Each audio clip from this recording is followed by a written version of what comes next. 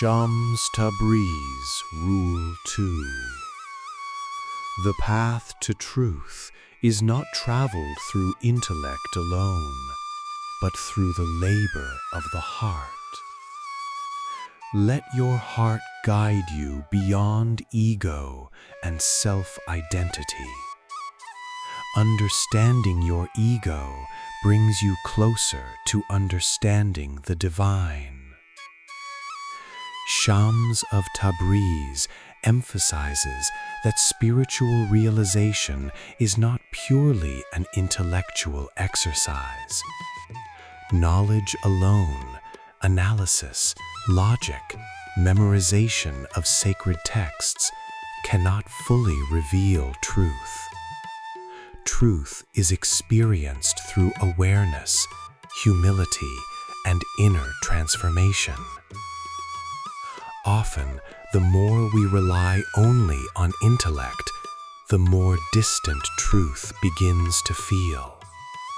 Truth is not simply something to be known, it is something to be lived, to be felt, to be embodied. Intellect is powerful. It helps us analyze, question, and reason. But intellect by itself often protects the ego. It tries to defend identity, to justify opinions, and to maintain control. It can turn spirituality into argument and belief into superiority. It creates subtle illusions, making us believe that understanding something is the same as becoming it. But knowing about love is not the same as loving. Knowing about truth is not the same as living truth. The heart, in contrast, operates differently. It is connected to empathy, vulnerability, and emotional honesty.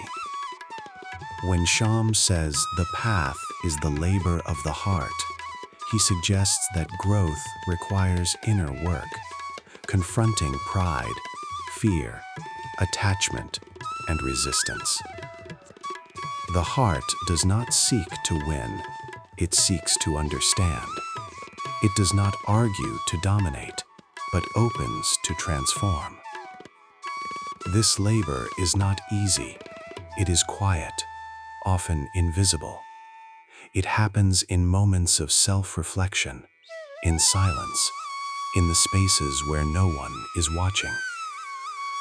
The nafs, or ego, plays a central role in this rule. In many spiritual traditions, the ego is not destroyed through force, but understood through awareness. The ego wants recognition. It seeks validation. It compares. It competes. It feels threatened by change. Sometimes it disguises itself as righteousness, making us believe we are right, when in truth, we are only protecting our identity. When we observe our ego carefully, we begin to see how it influences our reactions. Why do we feel offended so quickly? Why do we defend our opinions aggressively? Why do we resist criticism even when it could help us grow? Why do we feel the need to prove ourselves even when silence would bring more peace?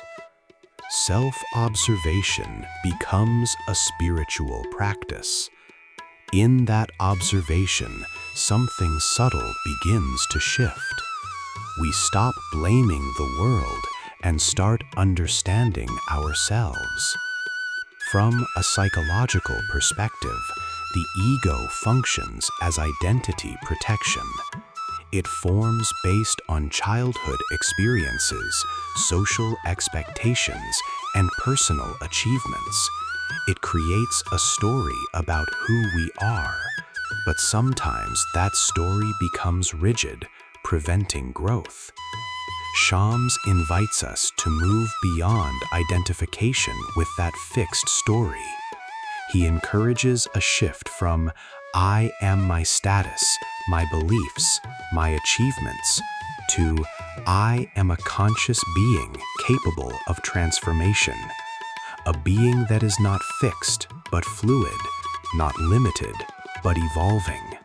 Letting the heart guide does not mean ignoring reason. It means integrating reason with compassion. It means asking not only, is this logical, but also, is this aligned with truth and integrity? Spiritual maturity develops when intellect and heart cooperate instead of compete. Intellect provides structure, the heart provides meaning. Together, they create balance. Without balance, knowledge becomes arrogance. Without depth, emotion becomes confusion. But together, they create wisdom. Understanding your ego is uncomfortable. It requires honesty. It reveals insecurity and hidden desires for control. But that discomfort is necessary for liberation. Growth rarely feels comfortable. It often feels like loss, the loss of certainty, the loss of identity, the loss of control. But in that loss, something deeper is gained. When you see your ego clearly, it loses power over you. You stop reacting automatically. You begin responding consciously. You create space between stimulus and response, and in that space, awareness is born. In Sufi thought, knowing the self leads to knowing the divine. The deeper you explore your inner layers, fears, attachments, illusions, the more clearly you recognize what is authentic and what is conditioned. And what is conditioned can be released. What is real remains. Shams is not rejecting intellect. He is warning against allowing intellect to dominate spiritual experience. He reminds us that truth is not a concept to be mastered, but a reality to be surrendered to. The journey toward truth requires humility, the willingness to admit, I do not know everything. It requires courage, the courage to question your assumptions. And it requires trust, trust that inner awareness will guide you beyond ego-based thinking. It also requires patience, because transformation does not happen instantly. It unfolds slowly, like dawn breaking after a long night. Ultimately, this rule teaches that truth is not found by winning arguments or accumulating knowledge. It is discovered through self-awareness and inner purification.